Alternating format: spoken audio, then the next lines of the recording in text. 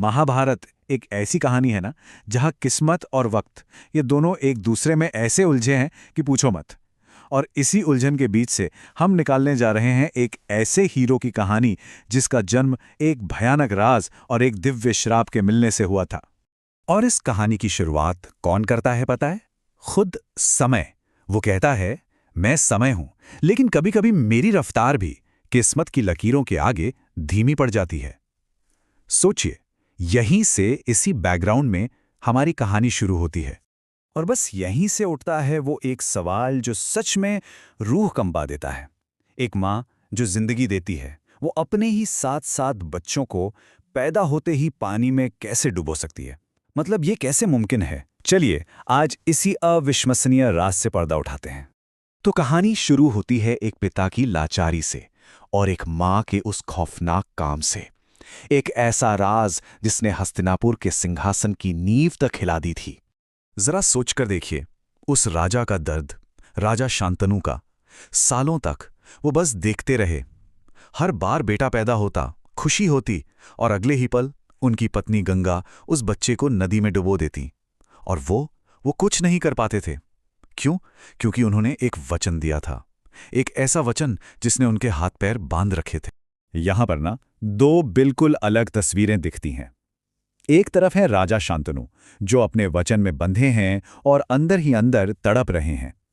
और दूसरी तरफ रानी गंगा, एकदम शांत, जैसे कोई पूजा कर रही हों और अपने ही बेटों को नदी को सौंप रही हों। उनके इस काम के पीछे एक मकसद था, एक ऐसा मकसद जो शांतनु की समझ से बिल्कुल बाहर था। लेकिन फिर वो पल आता है जब एक बाप का दिल एक राजा के वचन पर भारी पड़ जाता है। अपने 8वें बेटे को गंगा के हाथों में देखकर शांतनु का सब्र टूट जाता है। वो अपनी कसम तोड़ देते हैं और चीख पड़ते हैं, बस अब और नहीं, मैं तुम्हें इसे मारने नहीं दूंगा। और जैसे ही शांतनु ने यह सवाल किया, बस वहीं से राज खुलना शुरू हो गया। गंगा ने जो कुछ भी किया, उसकी वजह इस धरती पर नहीं, बल्कि स्वर्ग में हुए एक गुनाह में छिपी थी। गंगा असल में एक कातिल नहीं थी, वो तो बस एक जरिया थी अपने बेटों को एक श्राप से आजाद कराने का। उन्होंने उन्हें मारा नहीं था, बल्कि इस दुनिया के दुखों से उन्हें मुक्ति दी थी। तो देखिए, यहां कहानी में 2 श्राप एक साथ आकर मिल जाते हैं। पहला शांतनु और गंगा को मिला था उनके पिछले जन्म की एक गलती की वजह से, और दूसरा श्राप मिला था 8 वसुओं को, जिन्हें ऋषि वशिष्ठ ने इंसान के रूप में जन्म लेने को कहा था। गंगा ने उन्हीं वसुओं को वचन दिया था कि वो उनकी मां बनेंगी और उन्हें जल्दी से जल्दी इस जीवन से मुक्ति दिला देंगी। तो जैसे ही शांतनु ने अपना वचन तोड़ा, गंगा का धरती पर रहने का काम भी खत्म हो गया। वो अब आजाद थीं स्वर्ग लौटने के लिए।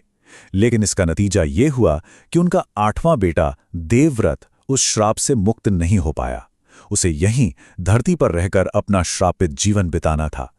गंगा उसे अपने साथ ले गईं और एक वादा करके गईं कि सही वक्त आने पर वो उसे लौटा देंगी।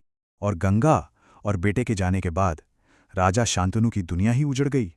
उनका राजमहल एकदम वीरान हो गया और उनका दिल बिल्कुल खाली। 1-2 साल नहीं, पूरे 16 साल। सोचिए, 16 साल का इंतजार।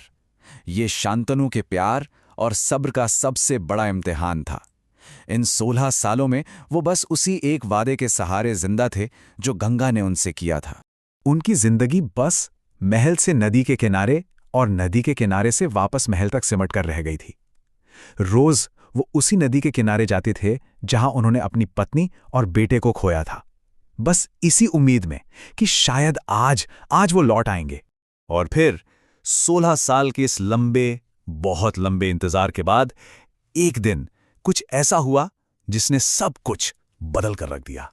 शांतनु ने क्या देखा कि गंगा नदी, जिसकी धारा को कोई रोक नहीं सकता, वो रुकी हुई है। और कैसे? तीरों के एक बांध से। ये कोई मामूली बात नहीं थी, ये एक इशारा था, एक देवीय संकेत। और तभी गंगा प्रकट होती हैं। वो शांतनु से कहती हैं, अतीत वर्तमान की जगह नहीं ले सकता और मैं तुम्हारा अतीत हूं जो तुम्हारा भविष्य लौटाने आई हूं। क्या बात है! मतलब अतीत ही भविष्य की नींव रखता है। ये कितनी खूबसूरती से कहा गया है। और जब शांतनु अपने बेटे को देखते हैं ना, तो वो कोई आम लड़का नहीं था। देवव्रत को पढ़ाया लिखाया था देवताओं के गुरुओं ने, वेदों का ज्ञान दिया ऋषि वशिष्ठ ने, राजनीति सिखाई खुद बृहस्पति ने और धनुष बाण चलाना सिखाया स्वयं परशुराम ने। मतलब वो हर तरह से एक परफेक्ट राजकुमार था। तो अब हमारे सामने है ये नायक देवव्रत। जन्म हुआ श्राप से, लेकिन परवरिश हुई देवताओं के बीच। तो चलिए देखते हैं कि उसका चरित्र, उसकी सोच कैसी थी। आते ही देवव्रत अपने ज्ञान की छाप छोड़ देते हैं।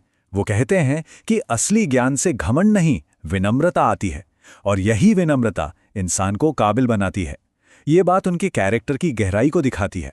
और ये देखिए, ये बात कितनी बड़ी है ये देखते हुए कि उनकी माँ ने ही उनके 7 भाइयों को डुबो दिया था। देवव्रत कहते हैं कि माँ का दर्जा पिता से 1000 गुना बड़ा होता है। उनका ये सम्मान असाधारण है।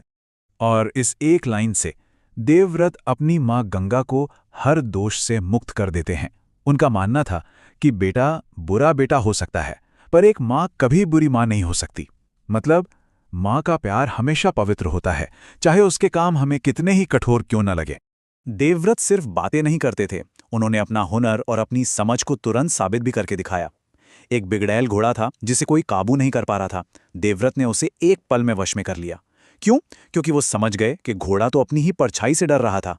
और जैसे ही खबर मिली कि सरहद पर दुश्मन की सेना है, वो अकेले ही सेनापति से लड़ने निकल पड़ा। तो एक हीरो का जन्म तो हो चुका है, एक ऐसा हीरो जो बेहद काबिल है, ज्ञानी है, वीर है। लेकिन आखिर में सवाल वहीं आकर खड़ा हो जाता है, क्या देवव्रत की ये सारी काबिलियत उसे उस श्रापित किस्मत से बचा पाएगी जिसके साथ वो पैदा हुआ है? ये एक ऐसा सवाल है जिसकी गूंज हमें महाभारत की पूरी कहानी में सुनाई देती रहेगी।